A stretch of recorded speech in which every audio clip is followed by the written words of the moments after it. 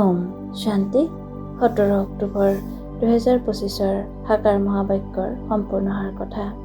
মৰমৰ সন্তানসকল, যেনেকৈ পিতাই ভৱিষ্যত 21 জন্মৰ বাবে সুখ দিয়ে, তেনেকৈ তোমালোক সন্তানসকলো পিতাৰ সহায়কাৰী হোৱা, প্ৰীতি বুদ্ধিৰ হোৱা, দুখ দিয়াৰ কেতিয়াও খেয়ালো যাতে নাহে। প্ৰশ্ন: তোমালোক জ্ঞানী যোগী সন্তানসকলৰ কৰ্তব্য কি? তোমালোকে পিতাৰ কি শিক্ষা পাইছা? উত্তৰ: তোমালোক জ্ঞানী যোগী সন্তানসকলৰ কৰ্তব্য হ'ল মুখেৰে সদায় ৰত্ন উলিওৱা। তোমালোকৰ মুখেৰে কেতিয়াও পাথৰ ওলাব নালাগে। সকলো সন্তানৰ প্ৰতি পিতাৰ শিক্ষা হ'ল যে সন্তানসকল, পৰস্পৰ কেতিয়াও ইজনে সিজনক অশান্ত নকৰিবা, খং নকৰিবা। এয়া আখুৰি মনুষ্যৰ কাম। 2. মনতো যাতে কাৰোবাক দুখ দিয়াৰ খেয়াল নাহে। 3. নিন্দা স্তুতি মান অপমান সকলো সহ্য কৰিবা। যদি কোনোবাই কিবা কয় তেন্তে শান্ত হৈ থাকিবা। হাতত আইন তুলি নলবা। ধাৰণাৰ বাবে মুখ্য সাৰ: 1. মায়াৰ বশ হৈ কোনো আসুৰিক আচৰণ কৰিব নালাগে। নিজৰ চলনৰ ৰেজিষ্টাৰ ৰাখিব লাগে। এনেকুৱা কোনো কৰ্ম কৰিব নালাগে যাৰ বাবে অনুতাপ কৰিবলগীয়া হয়। 2.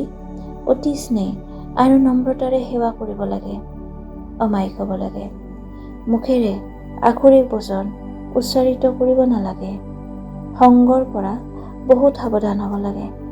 শ্ৰীমতত আগবাঢ়ি গৈ থাকিব লাগে।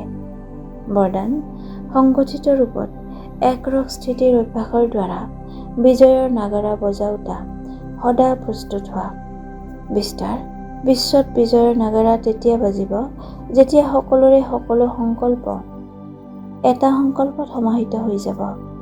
সংগঠিত ৰূপত যেতিয়া 1 ছেকেণ্ডত সকলো একৰস স্থিতিত স্থিৰ হৈ যাব, তেতিয়া সদা প্ৰস্তুত বুলি কোৱা হ'ব। 1 ছেকেণ্ডত একমত একৰস স্থিতি আৰু এক সংকল্পত স্থিত হোৱাৰে চিহ্ন হিচাপে আঙুলি দেখুৱাইছে, যি আঙুলিৰে কলিযুগী পৰ্বত উফৰি যায়। সেইকাৰণে সংগঠিত ৰূপত একৰস স্থিতি গঢ়ি তোলাৰ অভ্যাস কৰা, তেতিয়াহে বিশ্বত শক্তি সেনাৰ নাম প্ৰসিদ্ধ হ'ব। শ্লোগান: শ্ৰেষ্ঠ পুৰুষাৰ্থত ভাগৰি পৰা এয়াও এলাহৰ চিন। অব্যক্ত সংকেত: নিজৰ আৰু সকলোৰে প্ৰতি মনেৰে যোগৰ শক্তি প্ৰয়োগ কৰা।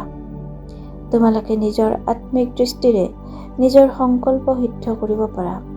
সেই তন্ত্ৰ মন্ত্ৰৰে পোৱা সিদ্ধি হৈছে অল্পকালৰ, কিন্তু স্মৃতিৰ বিধিৰে সংকল্প আৰু কৰ্মৰ সিদ্ধি হৈছে অবিনাশী। তেওঁলোকে তন্ত্ৰ মন্ত্ৰ ব্যৱহাৰ কৰে আৰু তোমালোকে স্মৃতিৰ বিধিৰে সংকল্প আৰু কৰ্মৰ সিদ্ধি প্ৰাপ্ত কৰা। ওম শান্তি।